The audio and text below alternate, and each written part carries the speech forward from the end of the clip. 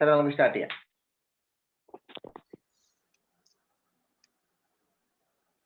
A warm good evening, good morning to everyone. Today, this is the fourth update of update on Corona by IHMA Ernakulam. We have conducted 3 webinars which were on Malayalam, but this session, because of the relevance of this topic, we decided to conduct it in English. So I welcome you all to this session, and I welcome Dr. Jothis sir. I hope this session will be useful for you. To introduce the faculty of the day, I invite Gauri Nandana. Hello. Yeah, you are audible. Yeah. Good morning, sir. Good morning, everyone. So let's let's welcome sir. Today we have as our faculty Dr. A.B. Ram Jothis, studied PHMS and MD, specializing in pharmacy from Vinayaga Mission Homeopathic Medical College, Salem. Started teaching career as a lecturer in Department of Pharmacy, Father Mullah Homeopathic Medical College in 2006. Currently working as Professor, Department of Homeopathic Pharmacy, ANSS Homeopathic Medical College, Kottayam. Site co-investigator, drug proving project of CCRH. He is a reviewer of Journal of Alternative and Complementary Medicine and International Journal of Homeopathy and Natural Medicines, and a certified peer reviewer of Pablon Academy. Welcome, sir. Over to you, sir.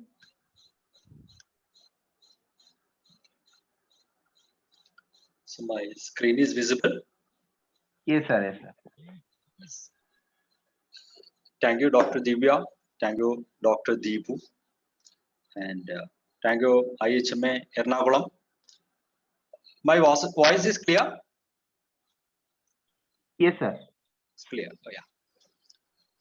For giving me an opportunity to talk something related to data collection of COVID-19 cases for the purpose of case reporting. All of you know that our country is facing a very grave situation, a pandemic, particularly our state of Kerala. Per day, more than 40,000 cases are reporting, and almost more than 50 deaths officially. There are some deaths unofficially also. And we, the people of this country, are in a state of stress,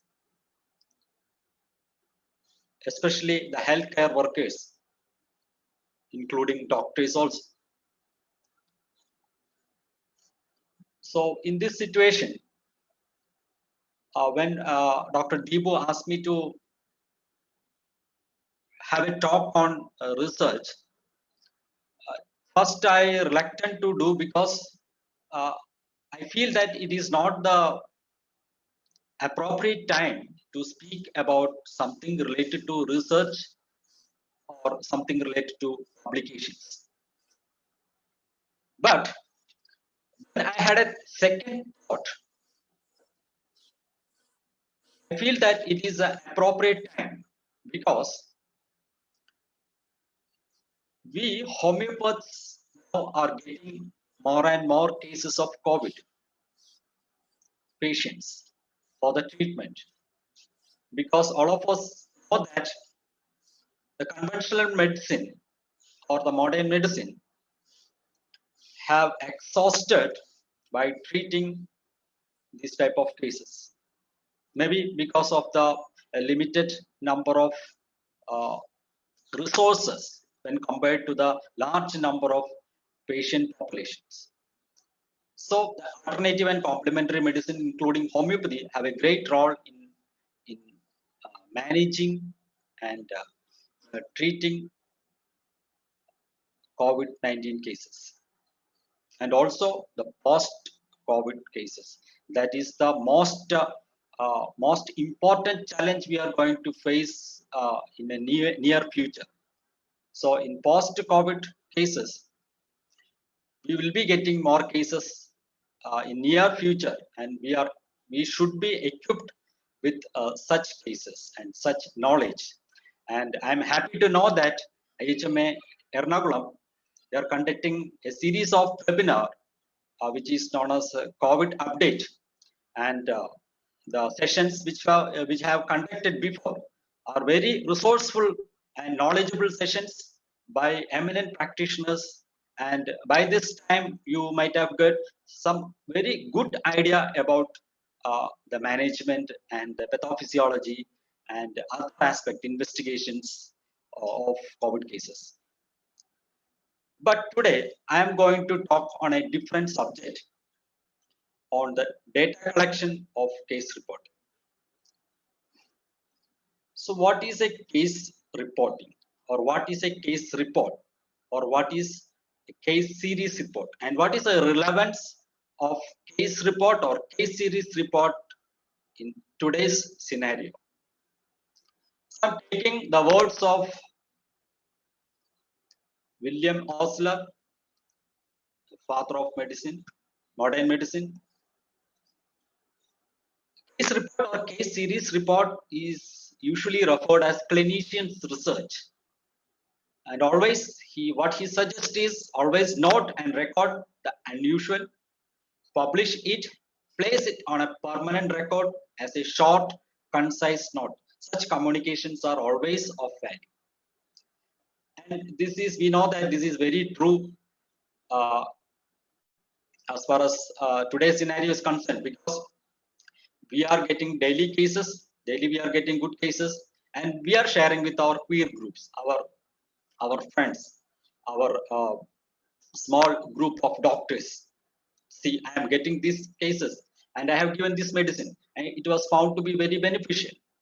And many of us are getting hundreds cases now, more than 100 cases. And many of the cases are not going for complications. We know that it is very good and very effective. When you take a homeopathic treatment, we have a sufficient and effective medicines are there for preventing the complications and preventing the death of a patient, and we are communicating to our doctors, and that is what these webinars are doing.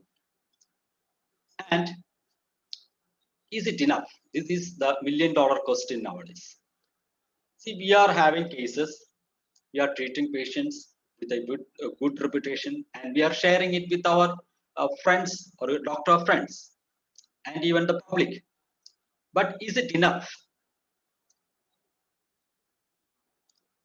When the first wave of COVID attacked our country, we had much talk about the prophylactics or prophylaxis, homeopathic prophylaxis or Ayush prophylaxis. But most of the state governments are reluctant to accept homeopathy as a preventive mode of treatment. And the fault is not with the government or the authority of the government, the fault is with us. The reason is when they are asking about the evidences, I'm not talking about the anecdotal evidences, or before I told about the treatment experiences. They don't want any treatment experiences, or they don't want any anecdotal experiences, but they need publications. So what they are asking is, where is a publication in which peer-reviewed index journal this particular thing is published?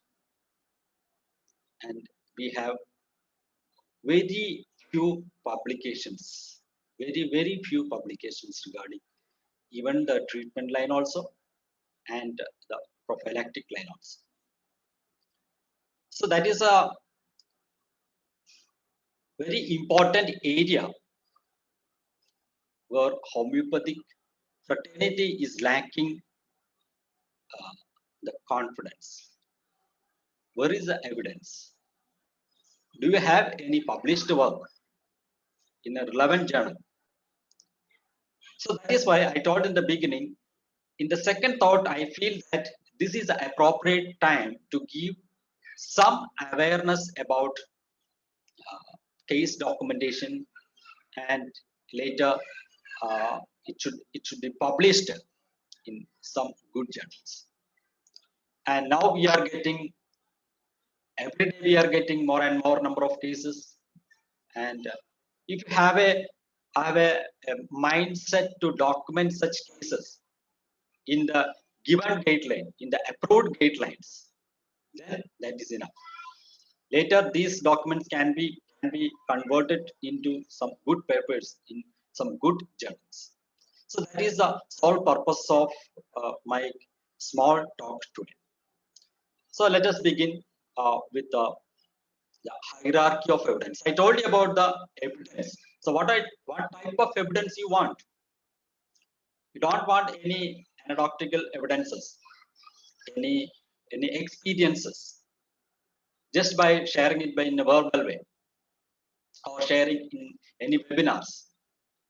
We need substantial evidences in the form of papers. So let us see what are the hierarchy of evidences. So in the medicine, the medical research, we have 5 levels of evidences, or this is called as hierarchy of evidences.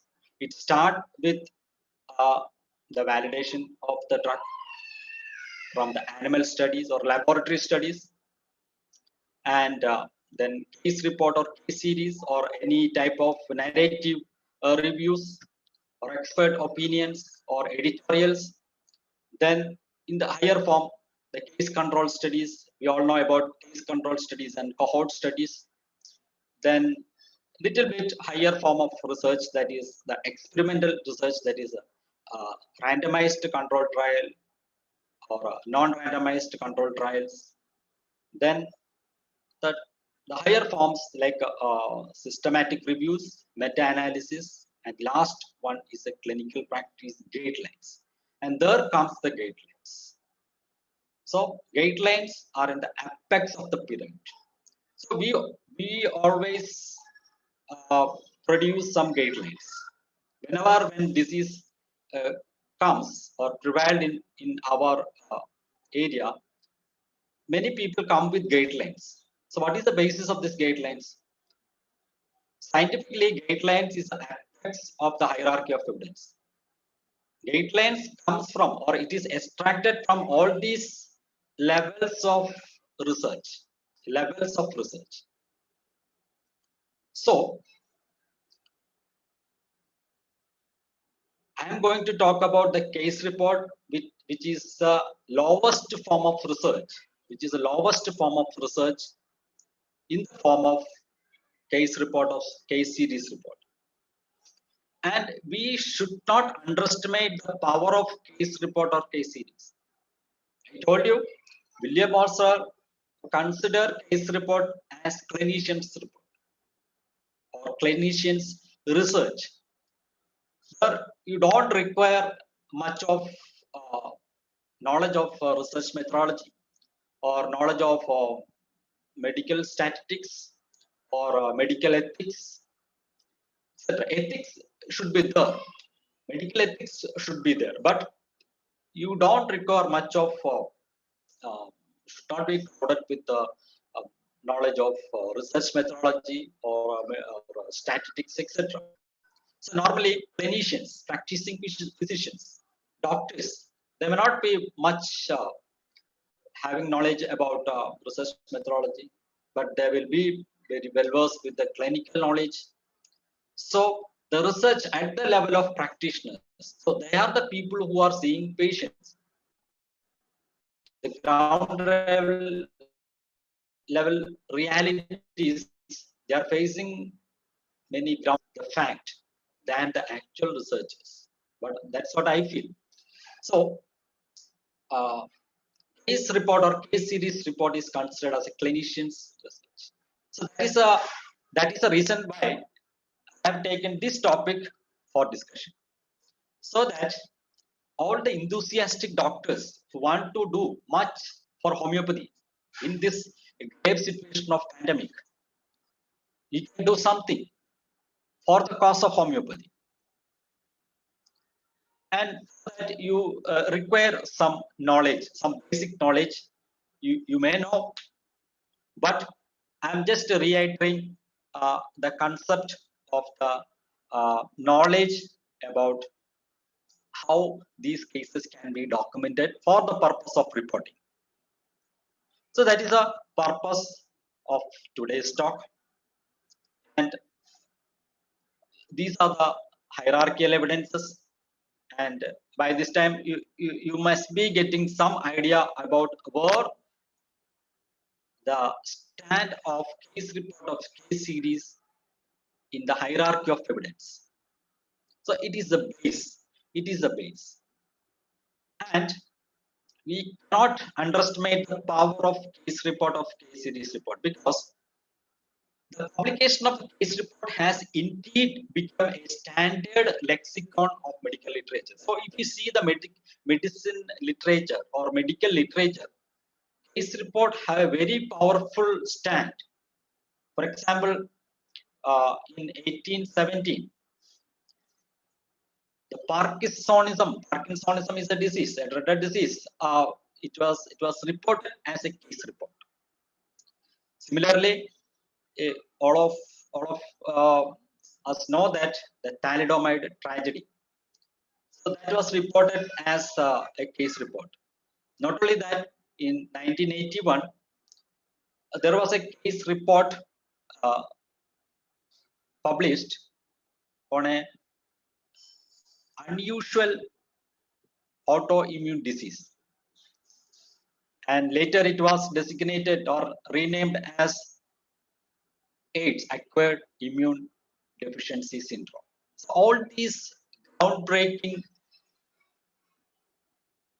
findings in the medical literature appeared in the form of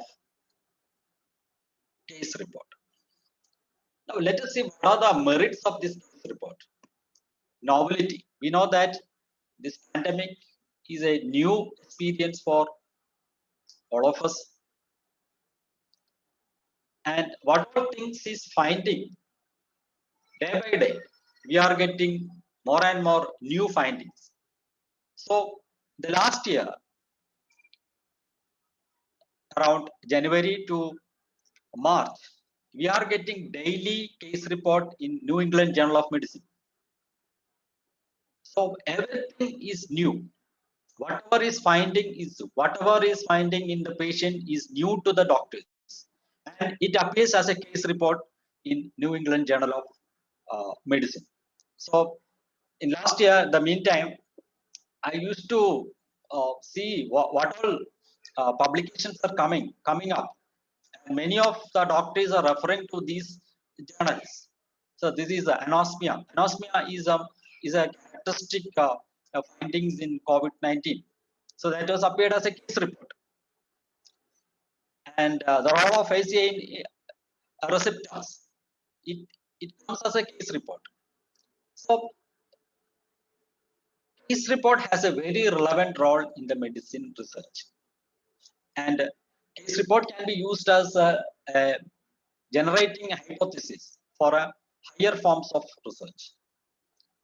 It solves the ethical constraints. So we know for doing any type of research, you require ethical requirements. That is the most difficult one, which forbidding the doctors or researchers to do research, because the ethical constraints are so difficult to get. Because when you want to do something, the ethical committee will ask why you are doing this. It is against the ethics. But for the purpose of the good outcome, we need to sometimes constrain with some of the ethical aspects. So that may not be allowed by the ethical committees. So one of the most important thing which was found in our Ayush conclave 2 years before, many papers have come in Ayush sector, especially in homeopathy also, but reviewers in that conclave, they found that many of these purposes does not fulfill the ethical requirements, and that was a thought. Then a state ethical committee was about to formed. So these type of constraints are there. So in case reports, we don't bother about any of these ethical constraints because ethical approval, institutional ethical committee approval is not required for reporting a case. It is required for other higher forms of research like cohort studies or case control studies, non-randomized control trials, randomized control trials, etc. To report a case, you don't require any ethical approvals. And the fast publication, that is another merit of case report. It will get published very fastly rather than any other forms of research. But there are some demerits of case reports. The generalization is not possible. Unlike other higher forms of research, with single case or some case series. So usually, case as single case report means one case or two case. That is called as case report. If you are publishing a one case or less than three cases, one or two cases, then it is known as case report. If you are publishing more than two cases, but less than 10 cases, then it is known as case series. Generally acceptable definitions. But with this case report or case series report, the generalization is not possible. We cannot extract any general conclusion from this. We can only report the case. Then recall bias and information bias is one of the demerit of this case report. Recall bias means suppose if the patient, the physician feels that he want to publish a case which was come 2 months before, then if he has not documented the case properly, then he has to recall what are the characteristic features of the patient or what all the information patient had told, and sometimes he cannot recall it in a right way, so some bias comes in between. So that is called as recall bias. And sometimes the patient may not able to give a proper information, especially in the past history or a medical history. He may not remember the name of the drug which he might have taken before, long back. So these are the bias which can take place while reporting a case. So unless if you exclude these bias, then the case report is a standard lexicon in the medicine research. Now coming to the essentials of case documentation. So we are coming close to the COVID-19 case documentations. So what are the essential case documentation? Essentials of case documentations. So in a clinic, in your clinic, a clinician or a practicing physician, if you want to report a case which he feels that it is better to report a case, this is a good case, then what all things he must do? So two things are very essential. Informed consent from patients. Even though I told that ethical constraints are not there, ethical approval is not required for reporting a case, but patient autonomy should be accepted. Patient is the king. We should get the approval from the patient. If you want to publish a case, we should get approval or consent from the patient. It is not the verbal consent, it is a written informed consent from the patient. I repeat, it should be written informed consent from the patient. Then only the journals will accept the papers. The next important essential is the format of data collection. You should have a format, a uniform format for collecting the data.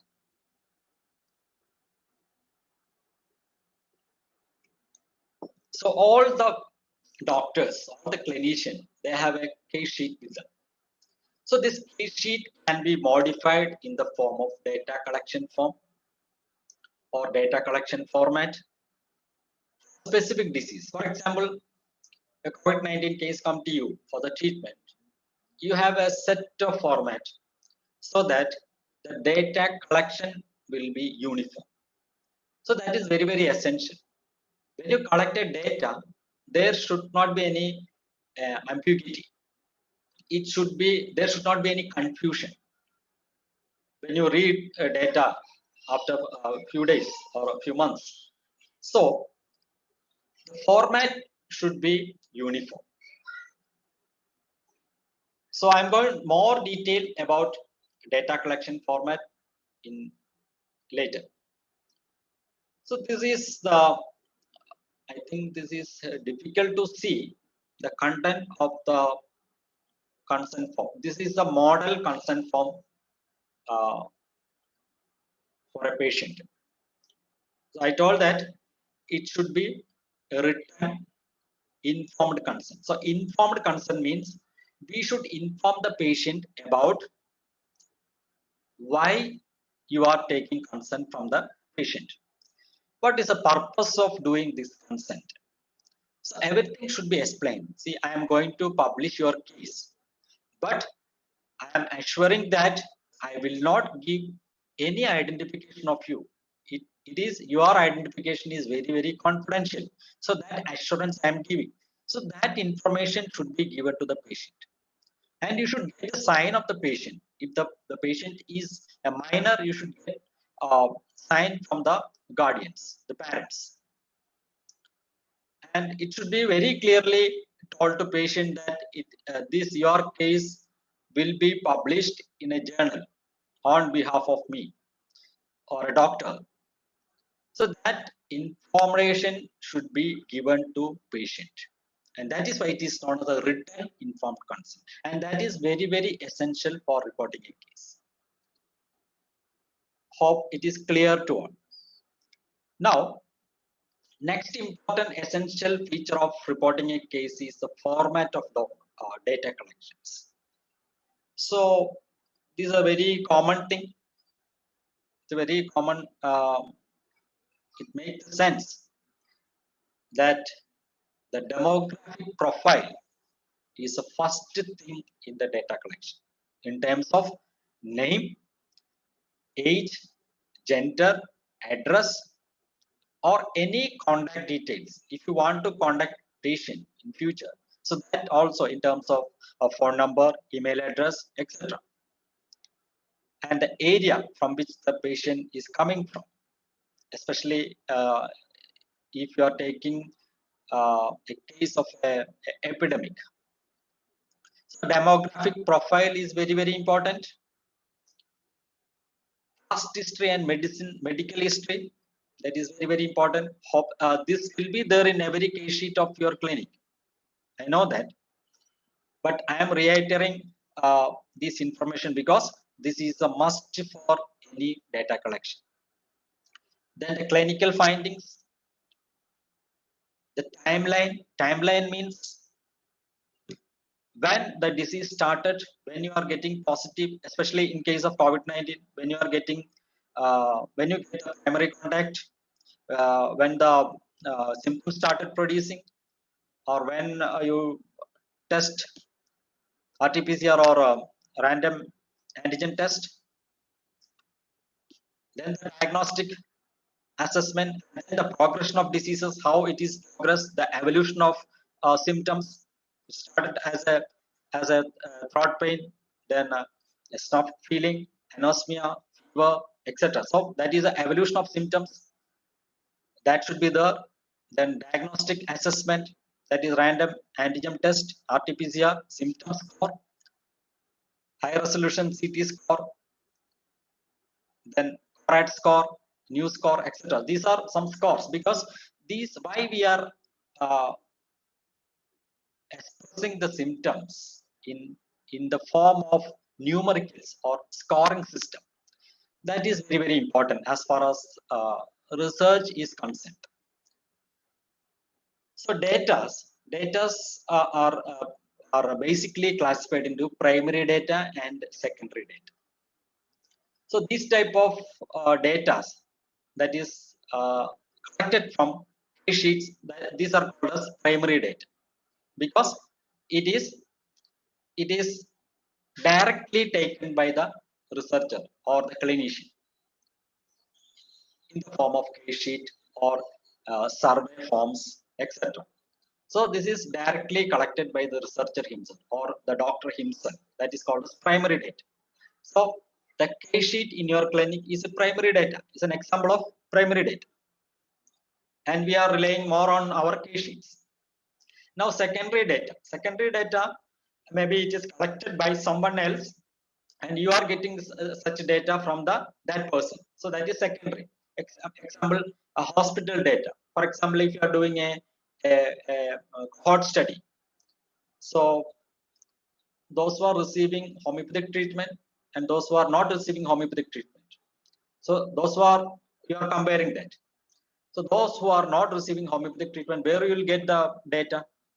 So we can get it from the nearby modern medicine hospitals. So these are secondary data. Now, another type of classification is quantitative and qualitative data. So there lies the importance of converting the symptoms into uh, scoring system or numericals. So we have a quantitative data or continuous data and qualitative data or categorical data. So here, quantitative data always expressed in numericals. For example, pulse rate, respiratory rate, systolic BP or diastolic BP. So these are expressed in numericals. And this continuous data or quantitative data, we can convert it into qualitative data or categorical data. That is different. Okay. And there are some data which are qualitative, that is categorical data.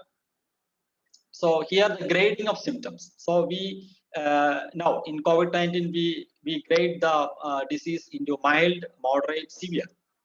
Okay, so that is a type of categorical data. We are not expressing it in numerical, but in category, isn't it? So according to the quality of the symptoms, mild, moderate, severe. Similarly, the HRCT score. HRCT score also is expressed in mild, moderate, and severe.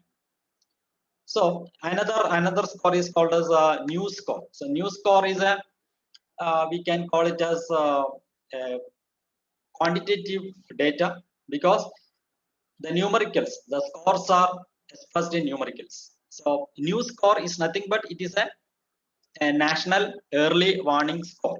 National early warning score. So that is to detect the clinical deterioration of adult patients. So suppose if a patient is deteriorating, is getting worse.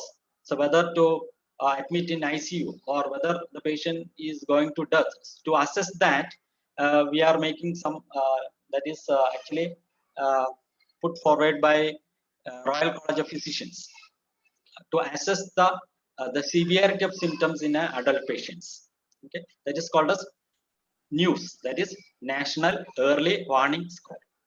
So these types of score help you to compare the patients, or before and after. So always we need to made into either numerical or categorical data.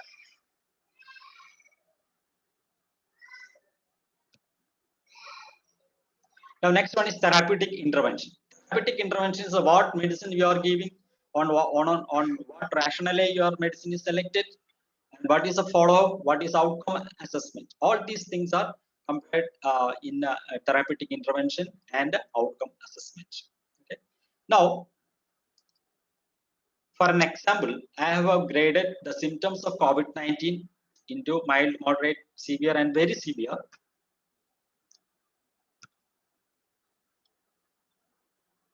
So these are the common symptoms of COVID-19, and based on the intensity, it is classified into 5 categories: absent, mild, moderate, severe, and very severe.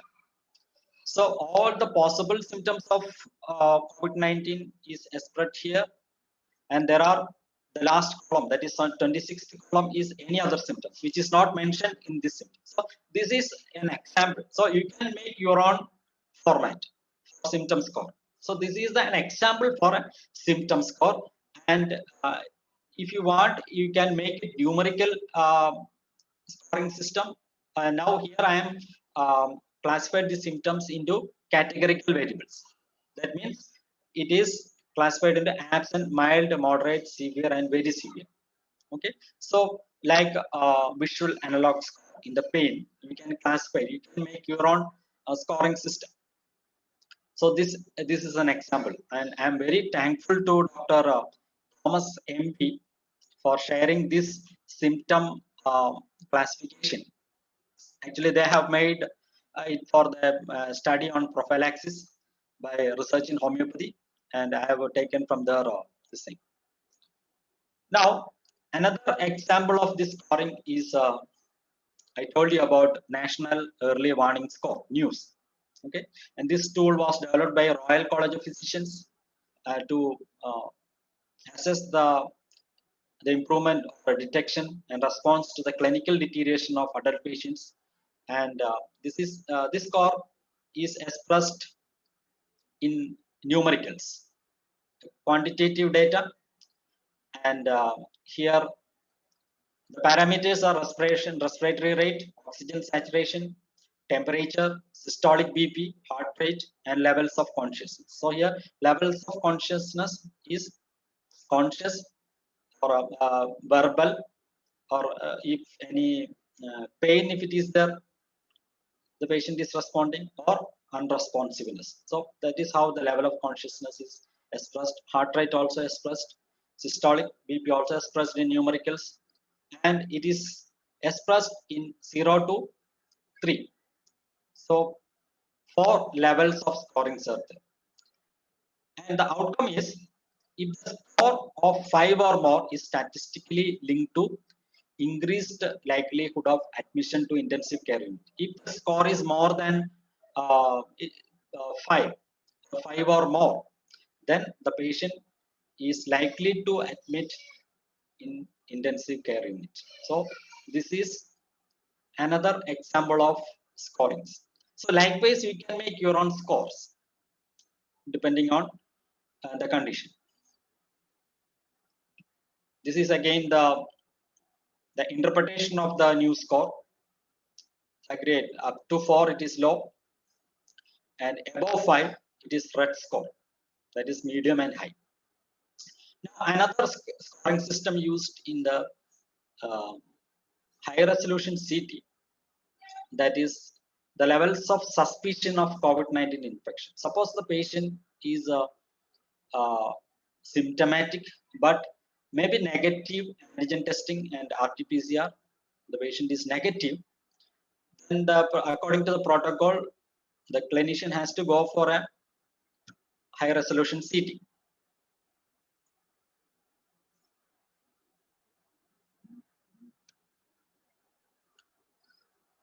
So, how whether to suspect a COVID-19 infection in terms of high resolution CT. So that is what this scoring system is used.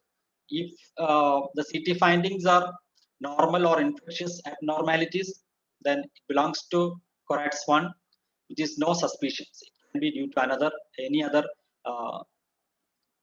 diseases. CORADS 2, it is low level of suspicions. The abnormality is consistent with infections other than COVID-19. So any other type of abnormalities, it can be some infections of the lungs. CORADS 3, it is the indeterminate suspicion. So unclear whether it is due to COVID-19 or not.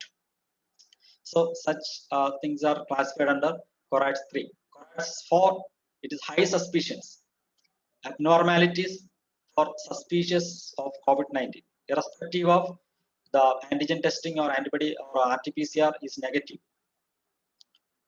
Then CORATS 5, it is very high suspicion level.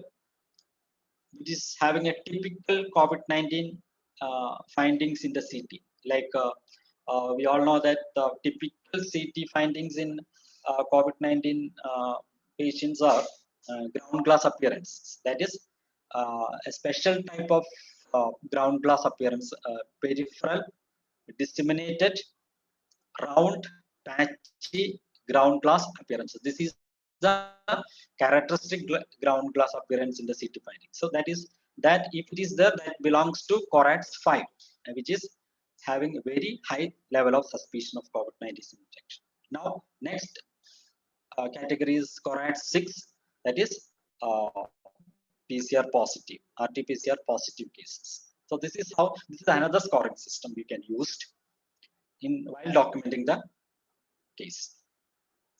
Now, again, coming to the CT, the severity score. Severity score, it is graded as 0 if no lung involvement is there. If it is the score 1, if it is 10% of lung is involved in the CT. Grade 2, that is 10 to 25% of lung is involved. Grade 3, 25 to 50% of lung is involved. And grade 4, 50 to 75% of lung is involved.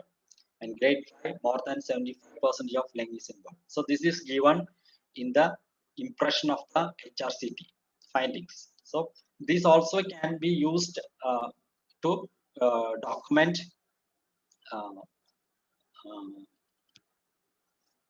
the cases. And this can be before, after we can take, and we can compare it with.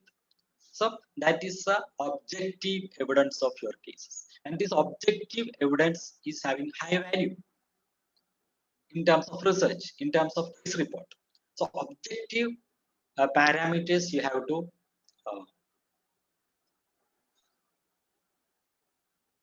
any doubts? No, sir. No, sir. No. Any doubts? There are some doubts, sir, that we will address later. Yeah. Now, next thing is the guidelines for case reporting. So far we have given some examples of data, primary data, secondary data, then numerical data, categorical data, and examples for that. Now we are going to the essentials of case reporting. Guidelines. There are some guidelines for case reporting. Okay, so you got write as your wish. There are some guidelines, okay, which are published by standard journals. Now, regarding guidelines for case reporting, the standard guideline is the CARE guidelines. So CARE guidelines is applicable for all type of cases, irrespective of the system of medicine.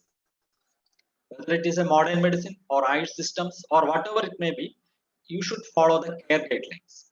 And that was followed by almost all the medical journals. Now, for the use of homeopathic cases, we have home case guidelines, which was given by British Journal of Homeopathy, or now it is known as homeopathy. Okay, so a homeopathic case should be reported according to, it should be followed the home case guidelines. Let us see what are the parameters which are giving in home case guidelines for case reporting.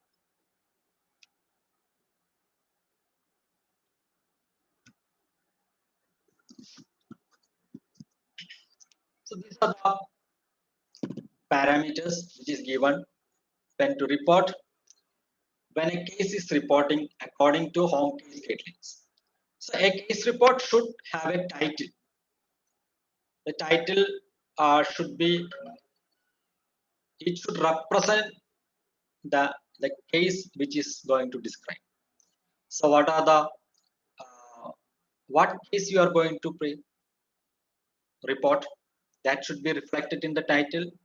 And what is the outcome, what is the intervention given. So these three things are very, very important in title. That should reflect in your title. So what is the condition? COVID-19. For example, COVID-19 is a condition. And what is the intervention? If you are giving individualized homeopathic medicine, so that is the intervention. Suppose if you are giving any specific medicines, for example, bryonia or phosphorus or tuberculin, so that should be given, that should be there in the title. And what is the outcome, whether it is cured or not, so that can be there in the title. And next one is abstract. So abstract is the what you call as, it is a concise and factual summarization of your case report. So what you are going to express in the case report, that is summarized, and that is summarized in the form of abstract. And abstract can be a structured abstract or unstructured abstract. Okay, structured abstract means in the abstract itself there will be some subheadings in the form of introduction, case presentation, discussion, and conclusion. There are some subheadings within the abstract. Such abstracts are called as structured abstract. There are some more abstracts which are not categorizing into several subheadings. So it is like a paragraph, okay? But it contains a summarized version of the uh, case report, which we are going to discuss later. Okay, so such these are the abstract, and abstract should be standalone. Abstract should be standalone. That means when a doctor, when a reader reads the abstract, he should get the take-home message without reading the detailed portion of the case report. Okay, so an abstract, even though it is a summarized version, it should stand alone. So that way we need to write an abstract. Okay, so when you write an abstract, we should not write in the beginning, even though we are giving it under the title. After everything is over, after your manuscript is over, the last abstract is the last thing to write, because you have to summarize it, isn't it, what you have written. So that is what is required in the abstract. Now next one is the keywords. Keywords are the words which is used to search your article, search your uh, case report in a search engine. Suppose some readers want to read your case report, they will search your article by typing some terms. So that terms we should include in the keywords. So when you select a keyword that represented, that few words or keywords, it should represent your uh, case presentation or case report. The next thing is introduction.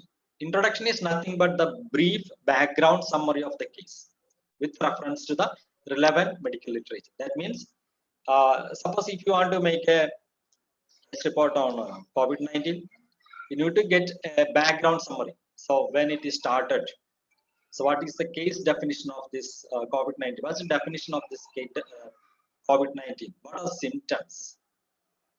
And we should refer each and every point which you given in the introduction with reference to some other studies. So that is called as references. So these references should be cited in the introduction. For example, if you are taking a definition from a standard textbook, because COVID-19 definition you cannot find in any standard textbook. You may find it in some recently published articles, maybe last 1.5 years, isn't it? So you need to get the definition from such articles, and this article should be cited in the references. Okay, so likewise, introduction is an area we need to cite more number of references, and uh, what you are going to explain in the case presentation. So that also should be given in the introduction. Now, next one is the patient information. patient information is a very, very important or the key area of case reporting. Okay, so what it contains: patient information contains demographic information such as age, gender, ethnicity, occupation, etc. So these are the demographic information. The main symptoms of the patient or his or her chief complaints. So when a patient come to you, what he present as a chief complaint, that should be given as a main symptoms. Next is a medical, family, psychosocial history, including comorbidities and relevant genetic information. See, for your information, this guidelines, home case guidelines, is a general guidelines for case reporting, not specifically for COVID-19. So you can make relevant changes in this guidelines. Relevant changes means uh, the heading should be same, but for example, may not have some psychosocial history in COVID-19 cases. So that can be excluded. So medical history, family history is not relevant in COVID-19 cases. So that can be excluded. But comorbidities. Comorbidity is very, very important in COVID-19 cases. So that can be included. And relevant genetic informations. So that may or may not have some relevance in COVID-19. We don't know because the studies are going on in that area. Okay. So relevant genetic information also can be added. Suppose any genetic disorders are found in the family, that can be added in the history. Now, irrelevant past intervention and their outcomes. If any other treatment have taken or the patient is under any other treatment, and what is the outcome of that treatment. So that also should be described under patient information. And the next thing is the clinical findings. Clinical findings describe the relevant physical examination. That is very, very important. So the physical examinations that in terms of respiratory rate, pulse rate, heart rate, BP, etc. And the cardiovascular examination, then respiratory system examination, all these examination have to be done. And that should be properly recorded. A clinical history in detail. That means including the homeopathic symptoms used for decision. So what are the symptoms which are selected for a prescription of homeopathic medicine? So that also should be included in the patient information. So when you write all this information, you should not write in a bullets or in points. It should be written in a paragraph. So that is a important note in case reporting. It should be narrative. It should be written in a paragraph. Okay. The next important thing is the timeline. So what is a timeline? Timeline is an important milestone related to your diagnosis and interventions. And these timelines should be given either in a flowchart or in a table or in a figure. Okay. So timeline start with when, especially in connection with the COVID-19 cases, when you get contact with or a primary contact, you become a primary contact. If any symptom started, or if it is asymptomatic, when you go for a test, when it becomes positive, then the appearance of the onset of symptoms and how it is evolved, what is the progression of the symptoms, all these detail should be given in the timeline in terms of date and time, especially if it is a acute cases. So the time also is very important. You may develop cough in the morning, in the evening, or in the night. There may be some dyspnea. Okay, so the time also is very important. So date and time, timeline should be expressed in terms of time and date. Next is the diagnostic assessment or diagnostic methods. So like a physical examination, laboratory testing, imaging, and the score, which I already explained it, what all things. Any type of diagnostic challenges you faced, like financial. Some people may not go for a RT-PCR test due to the financial constraints. So that also should be if it is not possible, you have to note in the case presentation. Then the language, if any language barrier is there, that also can be expressed. Diagnostic reasoning, including other diagnostic constraints. For example, some people, we need to check the PTINR or D-dimer or some other specific investigation. So that also should be considered. Then the prognostic characters based on scoring. So prognostic characters, I already told about HRCT. HRCT is one of the ideal prognostic uh, characteristic in COVID-19 patients. And D-dimer is another one. Those who got a negative, we have to go for a D-dimer, whether any thrombolysis occurs or any thrombotic history or any chance of thrombosis to rule out. So these things should be included in the diagnostic assessment. The next important thing is the therapeutic intervention. In therapeutic intervention, the types of interventions, whether it is a pharmacological or drug related or preventive or any type of self-care intervention is adopted. For example, some people may take inhalations, or some may take some other forms of other than pharmacological interventions, drug related interventions. So that can be included in the types of intervention.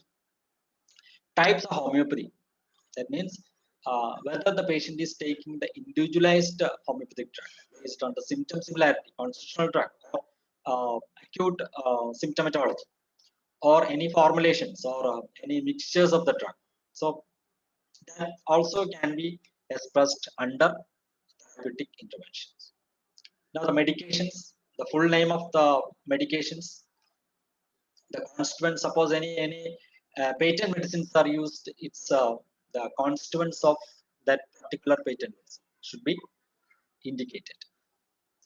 And the potency, the scale, so which potency is used, whether it is belongs to decimal or centesimal, 50 potencies. Calanical form, if any crude drugs are used, any tinctures are used, so that also should be included.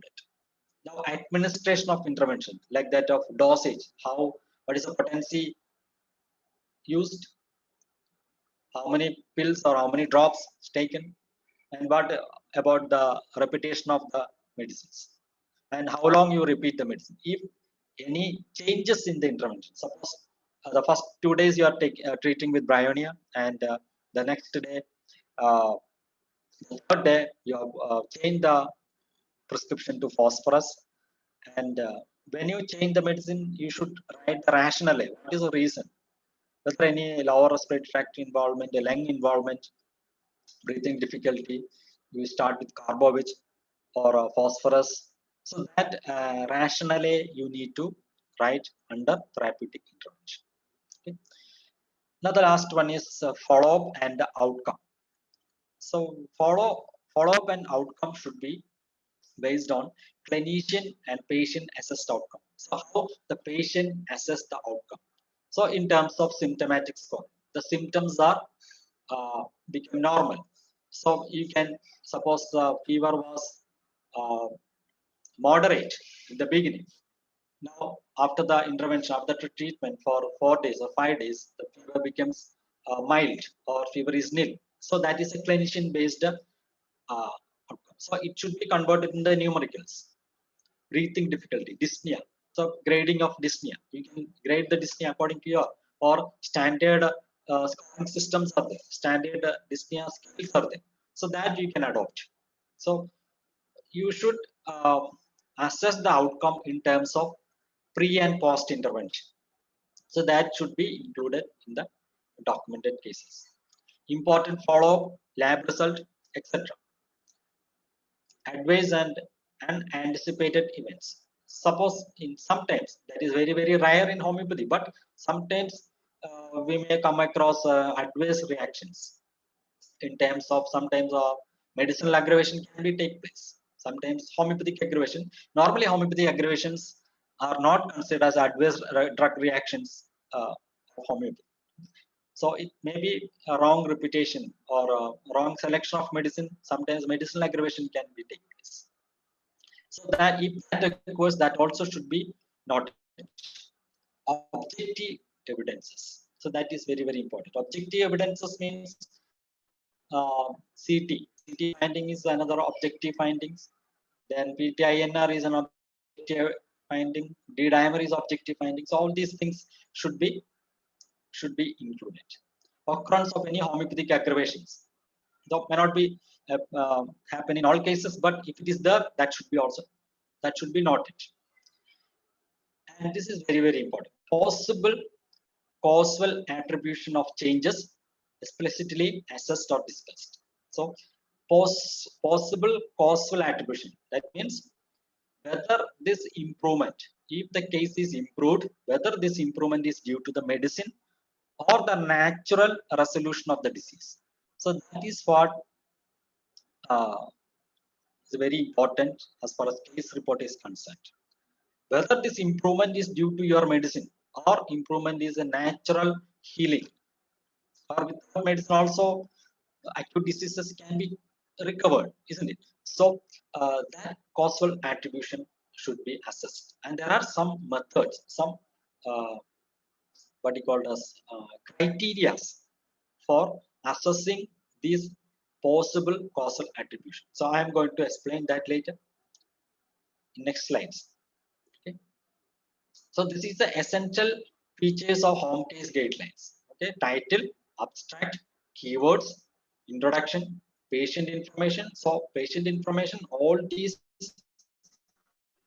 details starting from demographic information, main symptoms, history, then past intervention, clinical findings, timeline, diagnostic assessment, therapeutic intervention, follow-up and outcomes. So this is the essential thing in case report. Now, I told you about the time plausible relations. So there was a study which was published recently, last week, in British Journal of Homeopathy. The title of the study was Homeopathic Remedies in COVID-19 Prognostic Factor Research, which was led by Manchanda et al.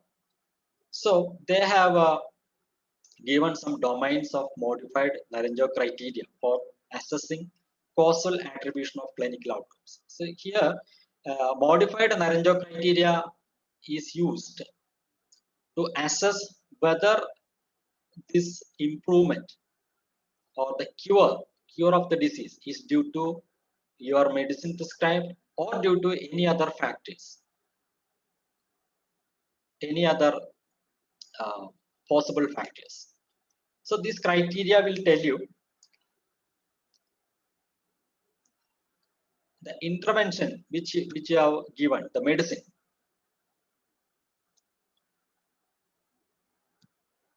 is due to the prescribed medicine or any confounding factors. The confounding factors can be any home care remedies you are taking, or the rust, or the genetic factors, or due to the immunity of the patient himself, other than the action of the medicine. Okay, so they have considered, actually modified Naranjo criteria has 10 criteria, and what these people, the authors of this paper, they considered only 3 criteria or 3 domains out of 10 domains of modified Naranjo criteria. Next slide, I will explain the 10 criteria, 10 criteria of modified Naranjo criteria. But for these cases, COVID-19 cases, the authors of this paper, they suggested to go for only 3 criteria out of 10 criteria of modified Naranjo criteria. So one is the domain 1. Was there an improvement in the main symptom or condition for which homeopathic medicine was prescribed? Is there any improvement in the main symptom after prescribing the homeopathic medicine? So that is the first question. Next is, did the clinical improvement occurs within plausible time frame related to the drug intake. Here the plausible time frame means after giving the medicine, when the improvement started. If you give a medicine today and the improvement starts after 3 days, it is less likely to be due to the drug. There are some drugs which act very late. That is true. In acute cases, we don't expect a delayed action of drug. It should be acted within hours. Okay, so that is very important as far as Naranjo criteria or modified Naranjo criteria is concerned. Next domain is 5. That is, did overall well-being improve? There is an overall improvement. Subjective well-being is there after taking a homeopathic drug. Now the last domain which the authors have mentioned is, did repeat dosing create similar clinical improvement? So that may not be. I personally feel that domain 10 may not be true for homeopathic prescription, because when you repeat a medicine, we may not get a similar clinical improvement. Sometimes it may go for an aggravation or may not have any change. Sometimes we may require some complementary medicines. We may not have to repeat the same medicine. Suppose if you give a bryonia, you may require a phosphorus. If you give a bryonia as a first prescription, you may require Restox as a next prescription, depending on the case or the progress of the patient. Okay, so these are the why I'm taking this slide.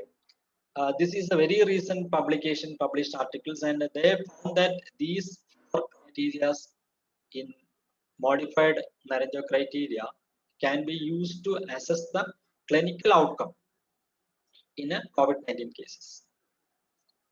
Now, next is I have given the full domains of modified Naranjo criteria.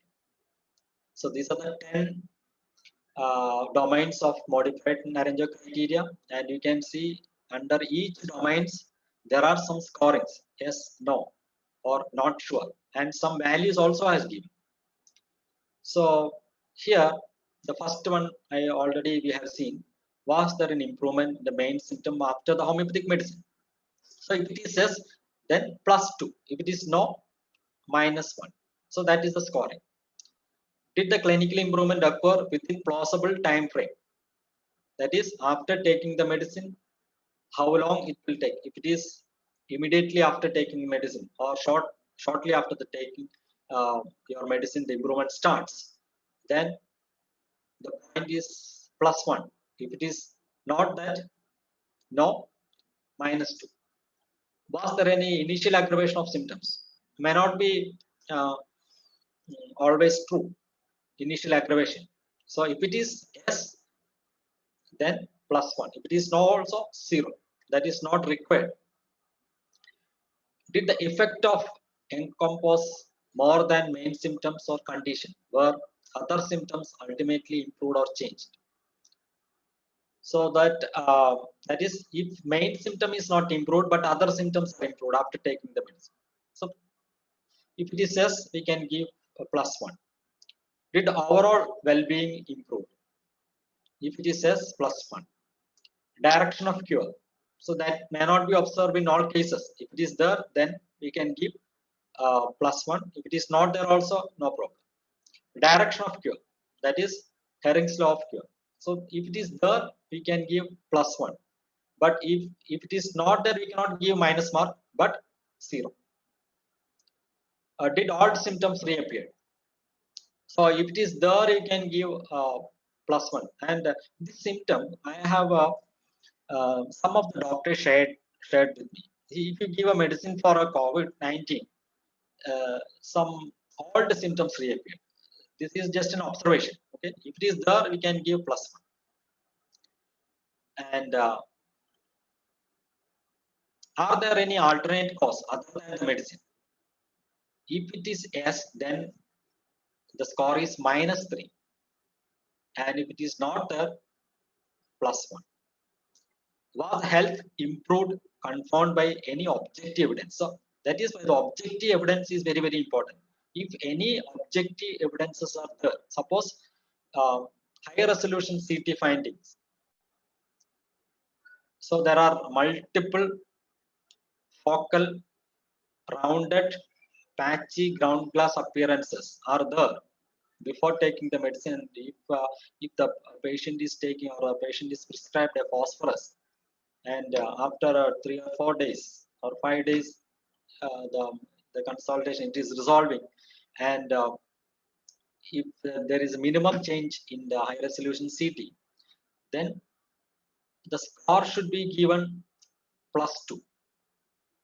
So that is more objective evidences are there. Did repeat dosing if conducted create similar clinical outcomes? If it is yes, we can give +1. If it is no, it is 0. So this is the modified Naranjo criteria, and the maximum score is 13 and the minimum score is 6. If it is less than 6, then uh, the clinical outcome may not be due to the drug. So we can assume that this improvement may not be due to the drug we prescribe if the score is less than 6.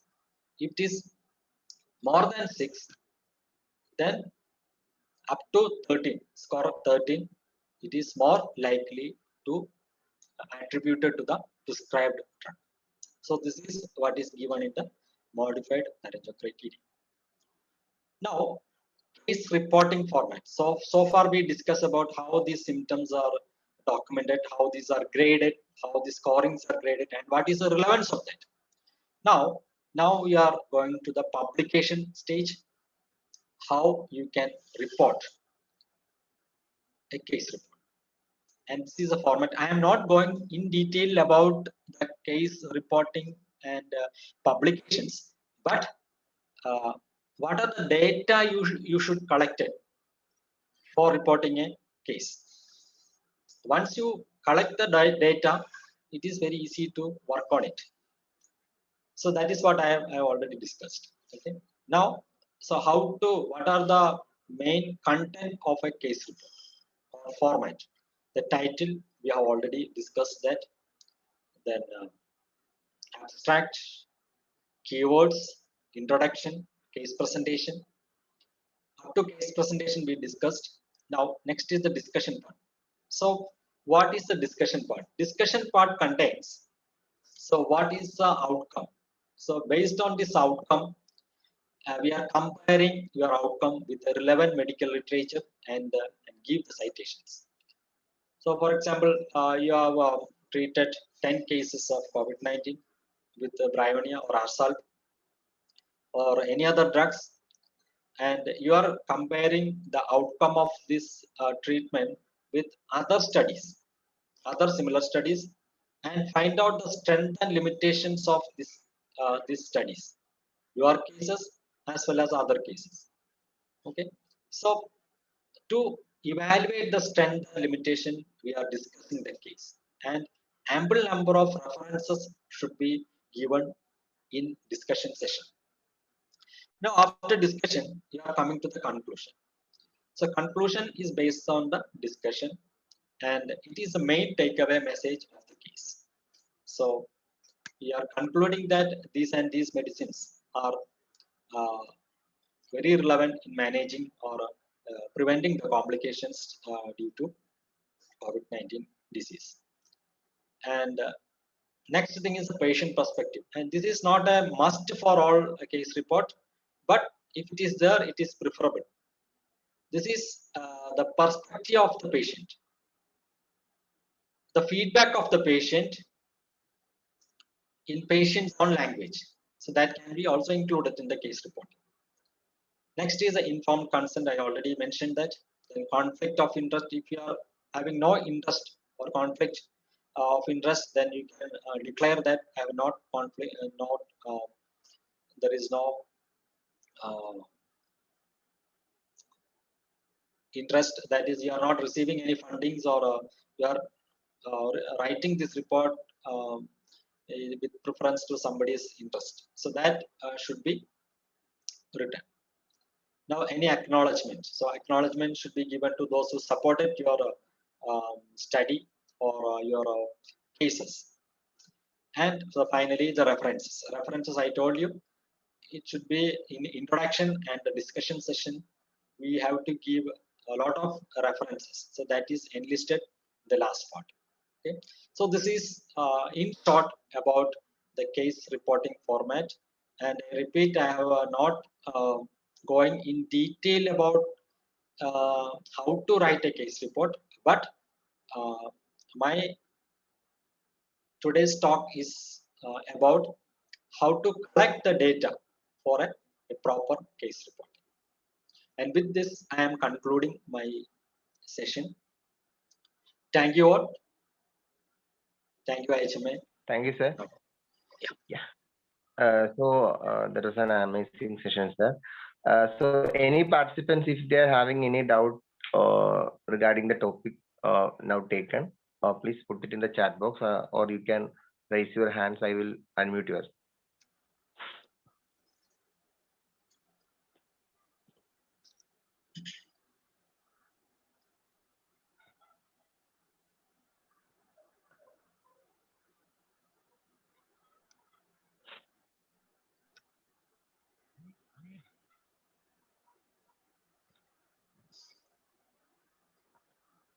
Okay. Dr. Rajiv, you can unmute yourself. Hello. Hello. Sir, in a clinical setup, when we are seeing a lot of many patients, so in short, how we can write the case reporting? That's my question to you. Okay. The number of cases are more. So how we can write Yes, correct. each case report? Okay. So that what I am suggesting you is you have to make a format. If you are already having any case sheet, you can make some modifications and made according to your specified cases. For example, COVID-19 cases. So based on the symptom score and other investigation, you can make your own format, and you take case in that format. And after a few cases, you can have a well documented cases. And later we can work on that. Okay. So the first thing is you have to document the case. Okay. And later we can analyze the data. Okay. Fine. Okay. Yeah. Thank you. Yeah. Dr. Thomas, you can unmute yourself.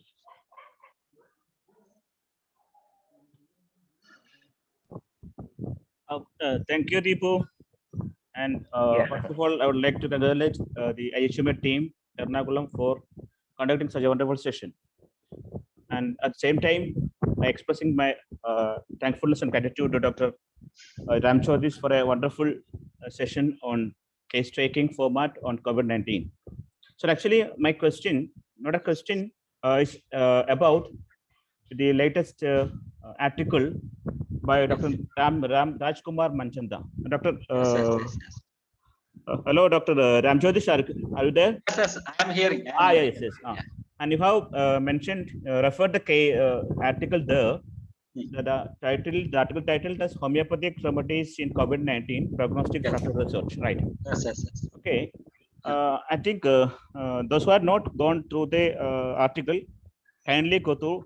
You can see there, and there are a few medicines were written as having highest, I think, LR rate. That means likelihood rate. The medicines are arsenicum album, bryonia, gelsemium, and palsadlia.